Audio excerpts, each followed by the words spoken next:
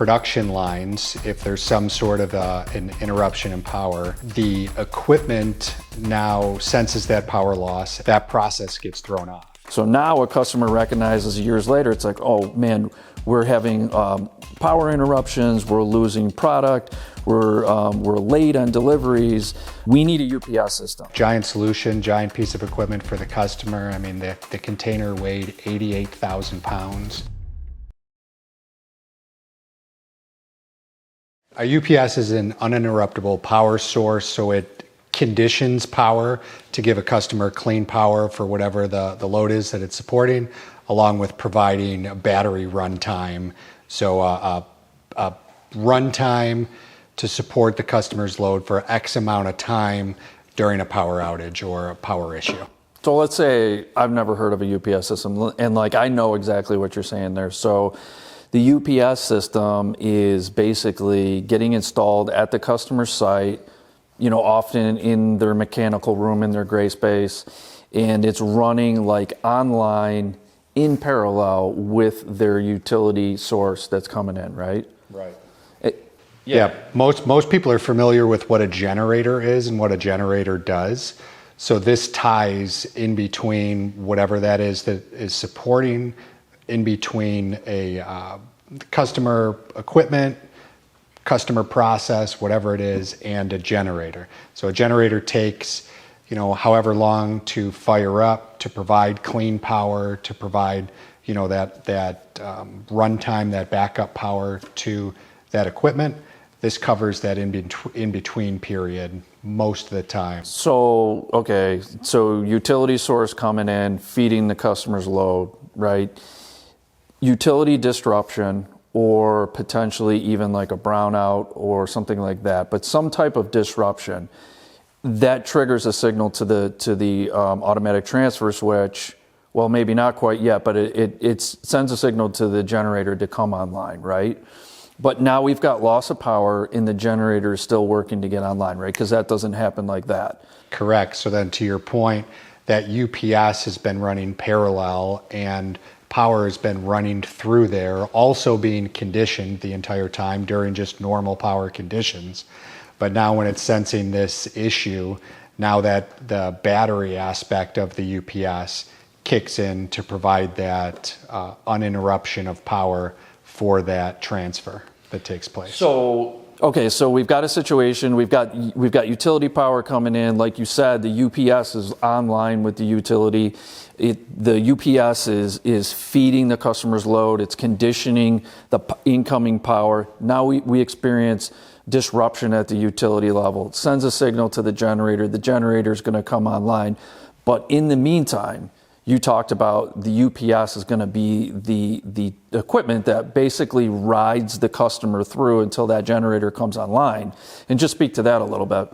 Yeah, so now that's where the batteries come into play. So battery infrastructure could look like a standard VRLA style battery or lithium ion type of battery, but there's usually a certain amount of time that it's projected where the batteries that are in place based upon whatever the customer's load is, that those batteries will now supply a runtime for that duration so that, again, the customer is not affected. So how does that get decided? Like when you sell a UPS system, these batteries, I mean, what do they look like? What's the form factor? So the batteries are typically either inside of a UPS, so it could be all in one cabinet, or if it is lithium ion, or if the runtime is too significant where you need like multiple cabinets, you're going to have that style. Sure. Yeah. And how does the customer, or how do you decide? Is it do they need 30 seconds? Do they need 5 minutes? Do they need an hour? Like, who decides that? So most of the time, we talked a few times about generators, kind of assuming that the customer has a generator, which we know isn't always the case. Right. It's ideal because a UPS is not supposed to necessarily be for long durations of power outage, because eventually you're going to run out of battery power, and it's costly to have that much batteries. But who decides it? So it could be maybe an engineer that the customer's hired. could be customer requirements. Maybe there's some sort of history, if it's a government facility or something like that, where they're used to having X amount of minutes of runtime, or they're just looking for our insight. And then that's where we're going to look at things like, do they have a generator? What's their plan during some sort of a prolonged outage? And just talking about it there. Are there issues when it comes to footprint, to where even if the customer or somebody is stating, hey, we need 4 hours of runtime, maybe their space doesn't actually allow for it. So we would look to calculate and max out what we can offer them. But so there's a few different variables. Yeah, I want to talk about the space thing, because that's an important piece, and that seems like it comes up more than ever now, right? Like a customer identifies the fact that they need a UPS system, but then the conversation is like, well, where are we going to put it, right? Because in some cases, the UPS is not small, right? But before we go there, so if I'm following you correctly, like we've got situations where customers have generators, and we've got situations where customers don't have an on-site generator, right? So in the case where a customer has an on-site generator, usually would you say like battery runtime's more like a 5 to 10 minute thing? I would agree. 5 minutes. Most of the calculations that we do, there's like a 5-minute minimum. So it's basically just giving the generator enough time to come online, stabilize, give a clean sine wave out, and then basically send a signal to the transfer switch to switch to generator power at that point, right? Absolutely. Tell me a little bit about when you go to a customer's facility, right? Like they know they're calling you out there because they need a UPS system. A lot of times you go out there and a customer doesn't really have an appreciation for how large a UPS system might be, or how involved it might be in like determining exactly what they need. Other situations you go out and customers know exactly what they want. But in those situations where you go out and the customer just doesn't have an appreciation for the size of it, what are some of the issues that you've run into? So I'd say that there's two major conversations that take place. So usually when you're going out, a customer already has, I'd say maybe 80% of the time, already has a UPS in place. Okay. But it's aged out, or maybe it's oversized or undersized. So then there's conversations that take place there. So in those cases, they typically have, they already have power ran to that room, that space. That's the room that's been allocated for the UPS historically. So then you're just taking a look there. What is the best offering that we have today that would change and replace that system out, assuming that there's not any large conversations that would deviate us from that otherwise. So has something changed? Is there new facilities or personnel or something like that would render like a reason to drastically increase like the runtime or whatever they were doing, worked? Yeah, so that's on like an existing space with a UPS that we're just looking at to replace.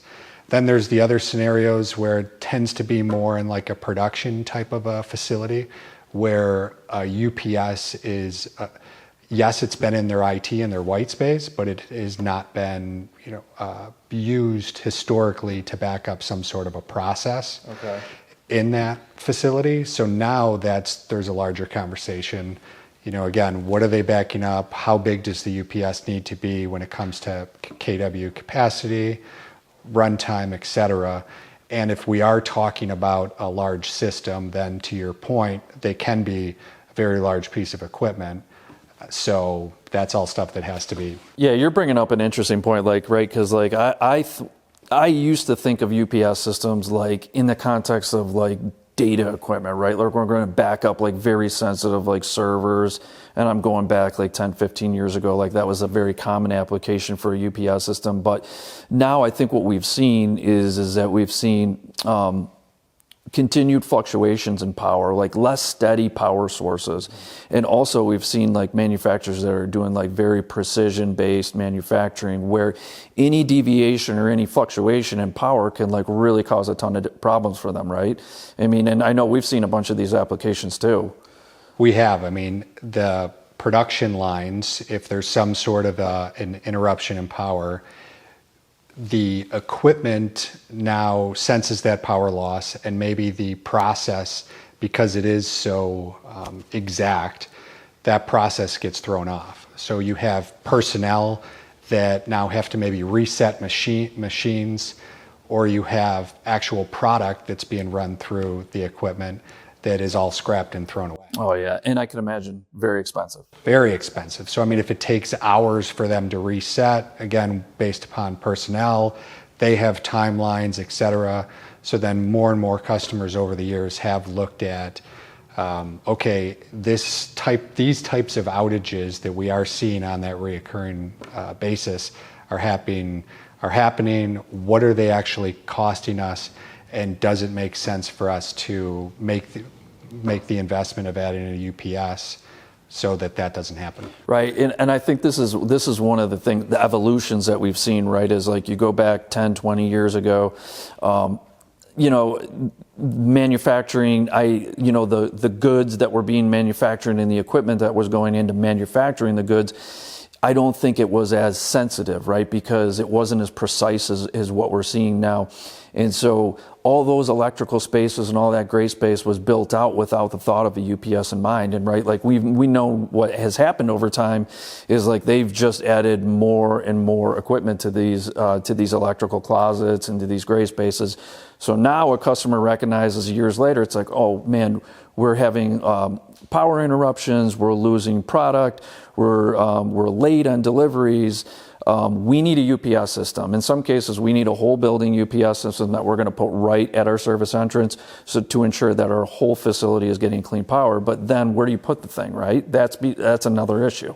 It absolutely can be an issue. So space is money. Maybe if it is a production facility, do they want to give up floor space when they can make money off of that space to do this? So that's where we've had solutions where maybe we've put that outside in a protected environment. So in a custom electrical house, it's been engineered to make sure that it's the proper environmental conditions with, heating and cooling, spacing, ventilation, access, when the equipment has to be maintained, things like that. So like putting electrical equipment outside, like, right, like that's kind of like, doesn't sound like a great idea. So you're going to take this equipment that's built for an indoor environment, you're going to put it outside, you're talking about putting it in an e-house, right? So something that's like NEMA 3R rated, and then you're going to condition that space so it stays cool in the summer and it stays the right temperature in the winter because you don't want to have the condensation build up or anything like that. Is it received well with the customers? It is, because now they don't have to build on, they don't have to pull different types of permits. They don't have to manage that aspect of the project. We can offer a turnkey solution where, whatever the electrician is that's doing the work, they can simply connect this into their existing infrastructure and it solves that problem. Yeah, like so in some cases, we can build the e-house at an integrator or at an e-house manufacturer. We can actually ship all of the UPS equipment and the related switchboard equipment. We can install it all at offsite, get it all wired, get it ready to go. So then we can just have it brought out to site and just dropped into place. Absolutely. There's some field work that needs to take place from the, electrical contractors, sometimes some of the other trades that are involved, and then our field technicians to turn the equipment on. But it drastically shrinks down, customer requirements or customer involvement when it comes to that project. Installation shrinks the timeline and so on. You were just at a site yesterday in one of these containers or one of these e-houses that we're talking about right now, where we had a trusted partner e-house manufacturer. We shipped them UPS equipment, batteries, switchboards. We had them put all of that integrated into their house, wire it all, test it, and then they put it on a truck. And you were out there yesterday to witness the offloading of that. Just speak to that a little bit. Yeah, giant solution, giant piece of equipment for the customer. I mean, the container weighed 88,000 pounds. So coordination with the rigger, making sure that everybody has the proper information for pouring the pad, where the entry and exit points are. So all that types of things. How big was it, like physically? 50-foot long, 14-foot wide, right. 12-foot tall, yeah. So just wide enough to get it on a truck, right? And just the max length too. I don't think you can go any longer than that. No, yeah, And then, so one piece. correct. So there was, for a lack of a better term, like no assembly required, right? Like they didn't have to put two pieces together, Right. one pick, drop it on a concrete pad. Absolutely. And then from there, what happens? At this point, they're making line side and load side connections in and out of the house. There's some field service work that takes place to kind of final checks on the equipment, some final loading of batteries, because, as I mentioned, the container itself with all of that equipment in there is 88,000 pounds. The battery modules themselves are not in there, can't be transported like that for reasons. But so batteries get loaded, kind of like the final I's getting dotted, T's getting crossed. Right. But that now, once that equipment is landed on site, to actually UPS online is much different. What do you think? Like, I know we're not contractors, but we've been around this long enough. We've seen how this plays out. If the customer in that situation would elected to do just like traditional installation, traditional construction, for a UPS of that size, it was 3 megawatt UPS and related switchgear. I mean, how long do you think, from what you've observed in the past, how long would it take to like receive all that equipment, rig it in place, wire it all, connect it all, test it? What do you think it would take? A couple days, a couple weeks? So to receive it all, to build out that infrastructure, to install it, all those types of things. Yeah, I mean, definitely a few weeks to a few months. I mean, probably 2 to 3 months, and that's cranking along pretty good. Right. Just for one of those solutions. Whereas we moved all of that process like offsite. So in parallel, while the customer was building out their infrastructure and doing other things, we're over here at our integrator, at our e-house manufacturer, doing all that work for them in parallel. So when it shows up, like you witnessed yesterday, they just set it, and like what would have taken them months to do on site literally gets done in a day.